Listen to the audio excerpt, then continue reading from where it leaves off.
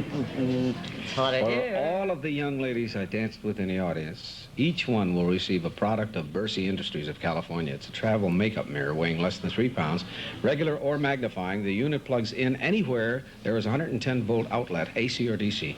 And for the youngest lady, the little girl, the World Book Encyclopedia, America's leading reference work for the whole family. More than 25 illustrations and thousands of charts and diagrams. Wonderful.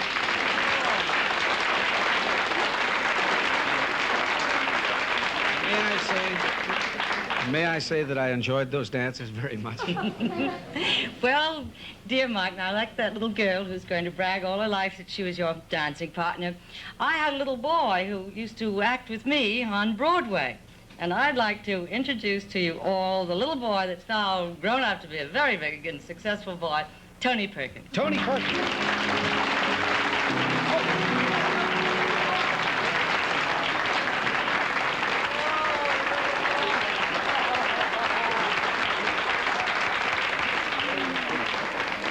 You certainly grew up. Yes, he did. Grew up into a big, big star. But how could you, Tony, how could you stab that lovely lady in Psycho? I mean, what did she do to hurt you? Well, stabbing Janet Leigh in Psycho wasn't nearly so pleasurable as making love to Joan Fontaine in Tea and Sympathy, I can assure you. You know, they tell me while I'm a lover, not a fighter. They tell me when they filmed Psycho that they didn't allow anyone on the set, any outsiders, any visitors. Is that true? Yeah, that's true. Why?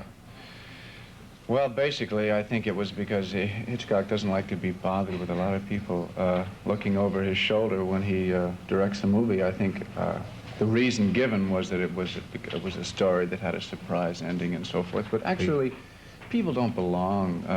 Just outsiders and strangers really don't belong on a movie set. First of all, it's distracting for the technicians and very distracting for the actors. Mm-hmm. And although I know, for instance, Universal Studios now has a policy of bringing people by in buses to see the actors working. I don't know, it makes acting seem rather like being in a zoo. I would prefer always to... But you did mention the crew, and they're always around, and there's people up on scaffolds and things when you... Yeah, but it's their profession, too. You know, they're in on it. They've been watching it for so long. They're sort of like the nurses and the doctors during an operation. Exactly. You don't notice them. A perfect analogy. And they don't notice you either. That's You're just right. another case. Yeah. But doesn't... Thanks, dear. But isn't it odd to have all those people watching you? I haven't seen that, where lots and lots of visitors come in. Well, I know that's what they do at Universal now. They come by in busloads. Distracting. Yeah. I always found it difficult to have tears coming down my face and then have to shake hands with a senator or something and go right back. Do you mind that? How do you do scene? that? How do you do all that? Would you like to know? Tony, how do you ever miss an audience reaction though when you're acting? This might sound like a stupid question, but I've never done a motion picture. Have you ever finished a scene that was so exciting that the crew actually applauded? No. Really? That was a stupid question, because it didn't get an answer. I've been in scenes where the crew laughed, comedy scenes, luckily. Oh, yes, thank goodness. I've been in scenes where, at the end, where the crew was very quiet, and I suppose that's a kind of appreciation of a sort, because usually they say, "Okay, let's move this wall." You know, that's the next thing they do. They just stand there for a while. Yeah, but they never do that. I've never been through that. I've read that they have. Yeah, I think it's been done, but I've missed that. I'm looking forward to it, though. Tony, when I began in this business, I used to listen to Bing Crosby records, and I used to listen to Frank Sinatra records, and they were my idols. Did you ever have an idol when you started as a youngster? Yeah, and strangely, I think most the idols of most young actors are usually the people that you wouldn't quite guess that they would be. For instance, when I was just a kid, my idea of the best actor in the world was Raymond Massey. Of course, he's now so well known as is it Gillespie that he plays? Yes. But I was just fixed on him.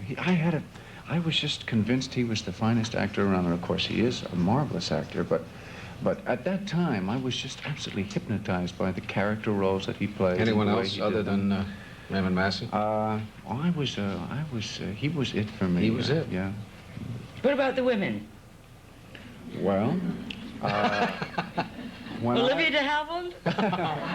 Did she do anything for you? When I was a kid, I decided I would pay homage to Joan Fontaine by being the first person to stand in line to see Rebecca when it played at the RKO Keith Albee Theater in Boston. Well, just a minute. I'll get back at you. Now, wait a When minute. they told me you were going to be on the show today, they said, you know, he's a very grown-up man now. And I said, isn't that funny? Because I've stayed the same. But you Look know, at you don't know how much of a compliment that is. He said in Boston, he lived in Brooklyn. No, no, it's not true.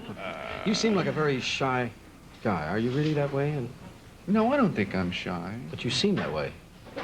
I'm not very exuberant, I guess. Maybe I'm doing a play here in Philadelphia. Star Spangled Girl? Yeah, and we've been rehearsing all week, and we had 2 shows yesterday, and we'll have a show tonight. What's it about, Tony? Well, it's a 3-character comedy, and it's about 2 young guys putting out a magazine, a politically controversial magazine, and a flag-waving Olympic swimmer, played by Connie Stevens, who moves in next door to them. Mm-hmm. Yeah. That's kind of another step for you. To my knowledge, you've never done comedy, have you? Yes, I have. I was. Sorry, and wrong again, folks. That's 2 for me. I made a comedy. It was supposed to be a comedy at Warner Brothers a few years ago called Tall Story. That wasn't too funny for some reason. And I was in a comedy on Broadway a couple of years ago, which was also rather ill-fated. You know, we were talking about Joan Fontaine's movie, September Affair. Actually, it was called September Affair, not September Song. You told me September Song, Joan. Otherwise, I wouldn't have done that I song. didn't want to use that word on the air. I didn't think it was... September Affair? I was just cleaning it up for you. You know, when I went to college, I was an usher in the theater where that played. And I saw it so many times that I remembered the name of the woman you played.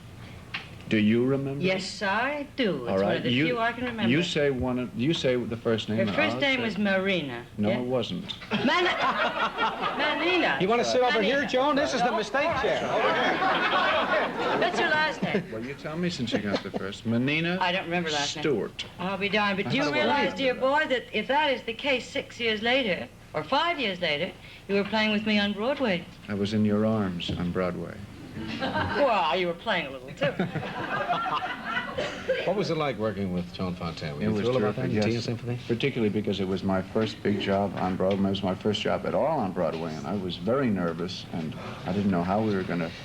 You know, it seems to me that to have a really good motion picture career, to be a big star, you must first prove yourself on Broadway, or somewhere along the line. You must No, step she on those says. boards. Is that true or not? I didn't.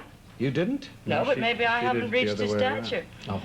But not on Broadway. I I see did you plays, went though. to- Don't you think theater is necessary, but not necessarily Broadway? I mean, very few people I are think lucky that's enough what to Mike get means. on. You mean just acting in Yes, front of live audience? sure. I think so. I think so, yes. It's marvelous training, isn't it?